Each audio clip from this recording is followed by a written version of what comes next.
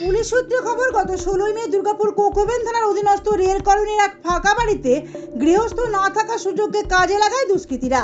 রেলকর্মী অনিল কুমার বাড়িতে না থাকায় তার ফাঁকা বাড়িতে 16 মে ভোরের দিকে দরজার তালা ভেঙে একই সঙ্গে আলমারি ভেঙে সোনার উপর গহনা ও নগদ নিয়ে চম্পট দেয় দুষ্কৃতীরা। দুর্গাপুর কোকোভেন থানায় লিখিত অভিযোগ দায়ের করেন ওই রেলকর্মী। অভিযোগ পাওয়া মাত্রই নড়ে চড়ে বসে পুলিশ। শুরু হয় পুলিশি তদন্ত প্রক্রিয়া ও এলাকায় কঠোর নজরদারি।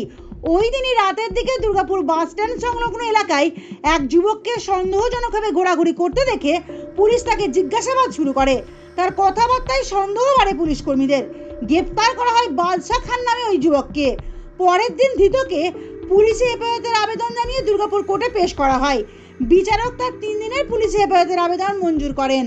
ধৃতকে নিজেদের হেফাজতে নিয়ে জিজ্ঞাসাবাদ পর্বে উঠে আসে চাঞ্চল্যকর তথ্য। ধৃত দুষ্কৃতী বাদশা খান স্থানীয় ক্ষুদিরাম কলোনিতে নিজের ভাড়া বাড়িতে বসবাস করতেন। রেল কলোনির ফাঁকা বাড়িতে চুরির ঘটনায় সে নিজের দায় স্বীকার করে নেয়।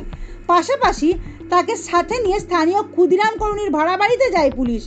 বাড়ির সামনে একটি বাইকের ডিকিতে চুরির মালপত্র আছে বলে সে পুলিশকে জানায়। পুলিশ চুরি যাওয়া সামগ্রী উদ্ধার করে। একই সঙ্গে জানা যায় একটি লোহার রড সে সবসময় বাইকের সঙ্গে বেঁধে রাখত।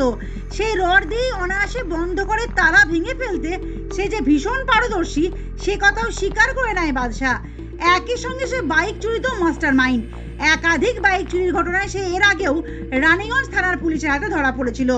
বাইক চুরির পর সে বাইক পুরুলিয়ায় এক ব্যবসায়ীর কাছে বিক্রি করে দিত। একই সঙ্গে বিহারেও একাধিক বাইক চুরির ঘটনায় সে জড়িত।